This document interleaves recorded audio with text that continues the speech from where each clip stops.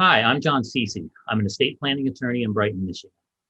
And today I'm going to talk to you about one of the questions I commonly get when people come to talk to me about their estate plans. And that question deals with their adult children and ownership of their home. And it goes something along the lines of this.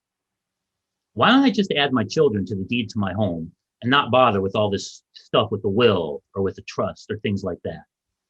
Why don't I do that? Today, I'm going to tell you why my answer to that question is always no, no, almost always 1,000 times no.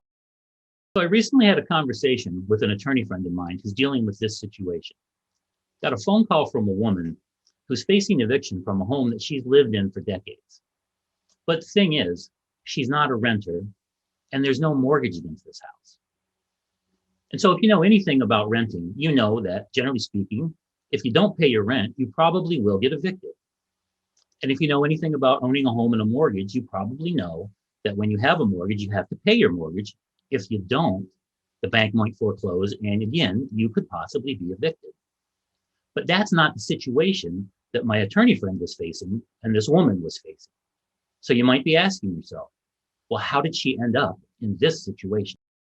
Well, the answer is a combination of two things. First is the woman's mother signed a deed many years ago and put the woman and her two brothers on the deed to her home. And then, nearly 30 years later, the woman's brother filed for bankruptcy. Now, this isn't a bankruptcy video, so we're not going to go into a lot of detail about bankruptcy. What you need to know for the purposes of this story is that once the brother filed for bankruptcy, the bankruptcy trustee did his job, which was to go look for money that he could take and pay the bankrupt brother's creditors. And guess what he found? He found the home that the woman and the brother, and of course that third brother, all owned.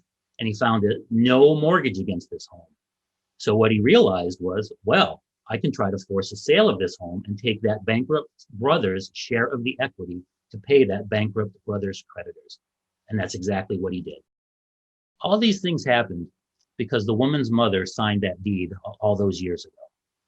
And now I'm sure, like most mothers, she had the best of intentions and just wanted to look out for her children. Problem is, like all of us, this particular mother could not predict the future. There's really no way she could have known that about 30 years later, one of her sons was going to file for bankruptcy. What really should have happened here is that the woman should have either set up a will or a trust, and the home could have been sold as part of estate administration through the probate court, or it could have been sold through trust administration, which happens outside of probate court. Why that's important is because the woman who's central to this story, the reason I'm telling you this story, she would have received her interest in the home, her financial interest, I should say, a payment of money, and it wouldn't have mattered that 30 years later, her brother was going to file bankruptcy. Their fortunes would not have been tied together like they are today. So if you're thinking about doing something like this, I really can't stress enough how much I would discourage you from doing that. Please reconsider. A better choice would be to pick up your phone. Give me a call. Let's sit down. Let's talk about your situation, and we'll come up with a plan that works for you and doesn't create a mess for someone else.